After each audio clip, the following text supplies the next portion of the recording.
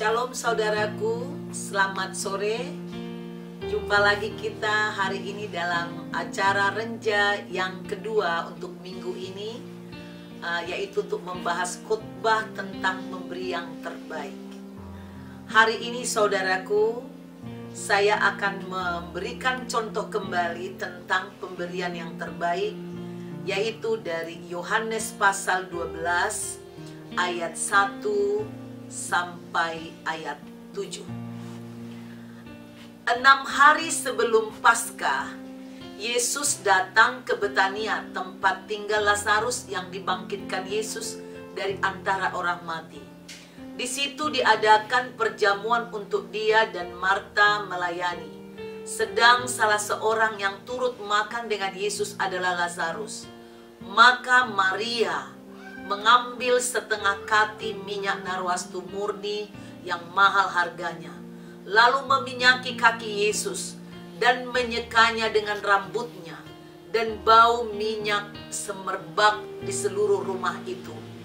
Tetapi Yudas Iskariot, seorang dari murid-murid Yesus yang akan segera menyerahkan dia, berkata, "Mengapa minyak narwastu ini tidak dijual 300 dinar dan uangnya diberikan kepada orang miskin?" Hal itu dikatakannya bukan karena ia memperhatikan nasib orang miskin, melainkan karena ia adalah seorang pencuri. Ia sering mengambil uang yang disimpan dalam kas yang dipegangnya. Maka kata Yesus, "Biarkanlah dia melakukan hal ini mengingat hari penguburanku. Karena orang-orang miskin selalu ada pada kamu, tetapi aku tidak akan selalu ada pada kamu." Saudaraku, mungkin orang bisa memiliki pengertian yang salah kalau baca ini. Seakan-akan Tuhan Yesus ya kurang peduli dengan orang miskin. Nah, tetapi kita tidak boleh berasumsi-asumsi yang salah. Iblis, harus kita sadari saudaraku, sering membuat argumen seakan-akan argumennya itu masuk akal. Seakan-akan argumennya itu benar, kelihatan benar. Tetapi sesungguhnya di dalam argumen itu dia sedang membuat jebakan dosa, dan motifnya pasti adalah kejahatan. Kita lihat argumen yang ditawarkan kepada Adam dan Hawa, kepada Hawa waktu itu. "Bukankah Tuhan berfirman?" Nah, dia katakan seperti itu. Dia memakai ayat, saudaraku. Ini pun demikian. Maria, karena cintanya kepada Tuhan Yesus, kasihnya kepada Yesus, dia memberikan penghormatan, membuka buli-buli yang berisi minyak narwastu yang sangat mahal, menuangkan kepada kaki Yesus. Dan bukan hanya itu, dia ambil rambutnya yang panjang, dia menghinakan dirinya, saudaraku. Rambut adalah mahkota wanita. Bahkan kalau kita ke salon, saudaraku, seringkali suamiku atau anak-anakku iseng, saya sudah ke salon, udah bagus-bagus, sengaja dia taruh tangannya, dia apain, itu bikin kita kesal. Rambut itu mahkota. Rambut ini kalau kita orang-orang salon bilang, wah, ini salah satu yang membuat aura kita lebih cantik, lebih berwibawa, atau apalah untuk keindahan para wanita. Tetapi Maria mengelap kaki Yesus dengan rambutnya, menghinakan diri, memberi yang terbaik dari dirinya untuk menghormati Yesus, menghargai Yesus. Saudaraku, memang ketika seseorang melakukan yang terbaik, tidak banyak yang mendukung. Ada yang pro, ada yang kontra. Nah, kita lihat Maria, dia tidak didukung semua orang. Ada datang kritik, apalagi kritik ini dari mungkin orang yang sangat terpandang di satu lingkungan, di rumah tangga, di keluarga, atau di dalam gereja atau organisasi apapun. Kalau dia bicara seakan-akan sudah menjadi Taurat perkataannya. Dia menegur Maria. Itulah Yudas Iskariot. Dia katakan, mengapa minyak narwastu ini tidak dijual 300 dinar dan uangnya diberikan kepada orang miskin? Hati-hati dengan argumen-argumen yang bisa saja itu menjadi jebakan dosa, saudaraku. Dia kayak pakai firman, kita harus mengasihi orang miskin. Tetapi sesungguhnya argumen dia itu licik. Dia membuat perbandingan antara memberikan penghormatan yang sangat berharga kepada Tuhan Yesus dan memberi kepada orang miskin. Akhir-akhir ini, saudaraku, kita lihat banyak sekali argumen-argumen seperti ini di media sosial, di khotbah-khotbah. Banyak anak-anak Tuhan yang mencintai Tuhan, mendukung gereja, memberikan persepuluhan, bahkan lebih dari 1/10 dari penghasilannya, tanpa mempersoalkan ini untuk apa, bagaimana pendeta menggunakannya. Tetapi ada saja orang yang usil dengan sangat politis. Orang-orang mengkritik. Ada yang mengatakan dengan sudut pandang humanisme, ya. Ada yang berargumen sosial, ya. Tetapi Tuhan Yesus tahu kedalaman hati manusia. Dia tahu bahwa si Yudas Iskariot berkata seperti itu bukan karena dia mengasihi orang miskin, bukan. Tapi sesungguhnya karena dia sering memegang kas untuk mendukung pelayanan Tuhan Yesus kemana-mana. Tapi dia sering mengambil uang itu. Jadi dia bukan memikirkan orang miskin. Dia tahu bahwa Maria betul-betul menghargai Yesus, mengasihi Yesus, merasa berterima kasih kepada Yesus bahwa dosanya sudah diampuni. Dia tahu hati yang berterima kasih, hati yang bersyukur ini.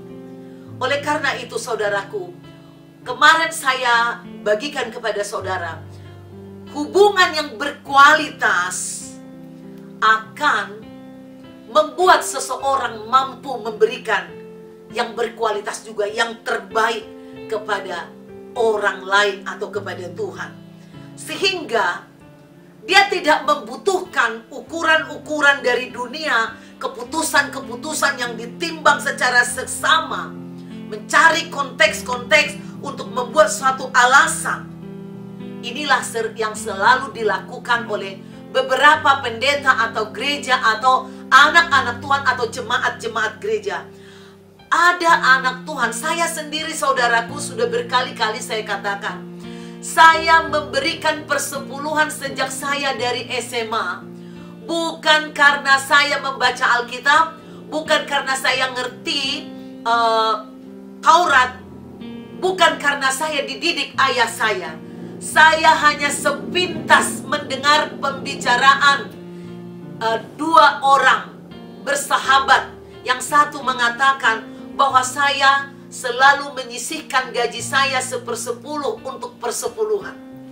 Lalu saya pikir, wah, ternyata kita harus menyisihkan 1/10 dari penghasilan kita. Sejak itu saudara, apapun uang yang saya dapat, meskipun saya kekurangan waktu itu, saya akan sisihkan 1/10. Itu menjadi kecintaan, itu menjadi hobi, menjadi sukacita buat saya. Dan banyak anak-anak Tuhan yang memberikan persepuluhan karena dia cinta Tuhan, mengasihi Tuhan, bukan karena Taurat, bukan karena ada aturan-aturan yang ditaruh di dalam gereja. Tetapi ada orang-orang yang bahkan mereka hamba Tuhan yang sibuk mencari konteks-konteks dengan membuat konteks seperti ini. Apakah perpuluhan ini alkitabiah? Apakah perpuluhan yang itu masih berlaku untuk gereja di zaman sekarang ini? Apakah persepuluhan itu hanya berlaku di perjanjian lama?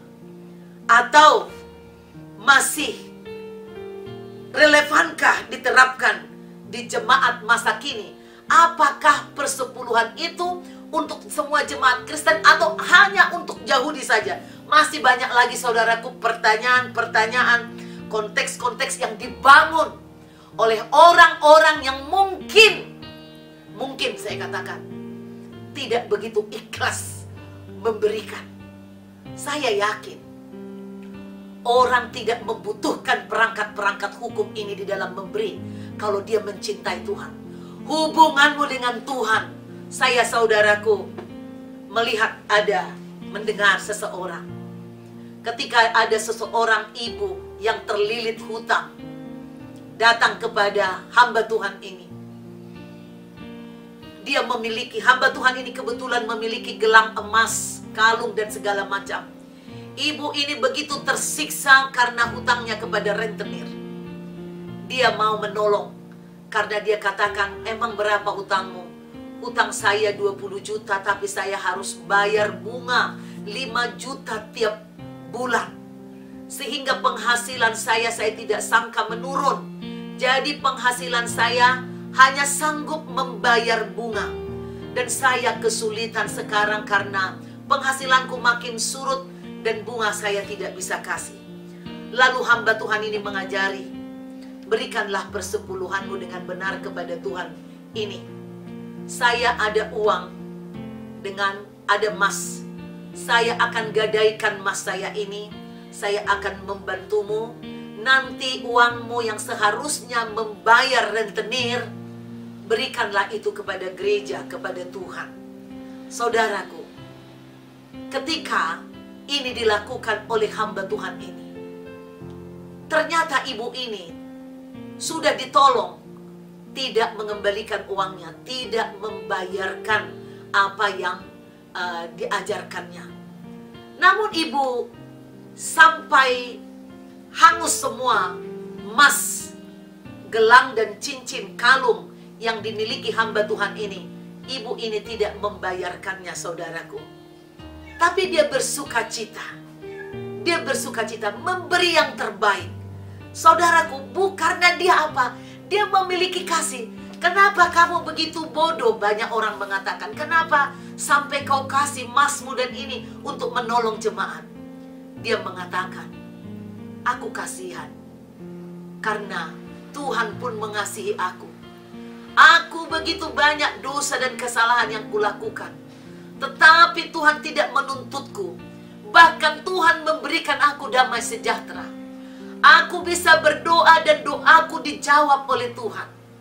Oleh karena itu aku mencintai Tuhan bukan karena uangnya, tapi karena aku memiliki hubungan yang erat dengan Tuhan. Demikian saudaraku, hati-hati dengan argumen-argumen yang dikasih oleh para pendeta. Saya dengan tegas mengajarkan kepada jemaat, berikanlah persepuluhanmu dengan tepat ke rumah Tuhan, supaya rumah Tuhan bisa dikelola. Jangan persoalkan apakah pendeta itu menggunakannya untuk ini dan itu. Berikan persepuluhanmu kepada Tuhan dengan benar. Kau tidak akan rugi. Bila pendeta itu salah langkah, Tuhan berkuasa menegur, mengingatkannya, dan engkau hanya bisa mendoakannya. Saudaraku, lihat ke depan.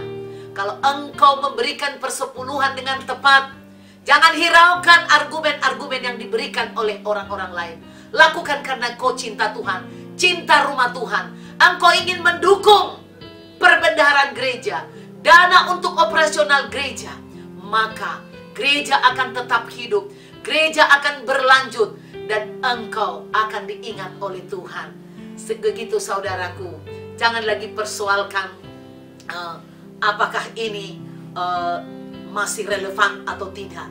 Memberilah, bukan hanya 10%, seluruh hidupmu berikan, tenagamu, waktumu. Apalagi 10%, terlalu kecil. Karena hidup kita sudah dibeli dengan lunas oleh Tuhan. Hidup kita harus kita persembahkan kepada Tuhan seutuhnya. Waktu kita, kekuatan kita, talenta kita, dan uang-uang kita. Demikian saudaraku, sampai jumpa besok sore kembali yang ketiga. Jangan lupa, argumen iblis seringkali seakan-akan benar, tetapi itu adalah jebakan. Jangan lupa bagikan kepada orang lain. ambil di CBM 7 TV. Saudara klik, saudara like, saudara subscribe, saudara share, komen, pasang lonceng. Sampai jumpa sore pukul 5 besok lagi.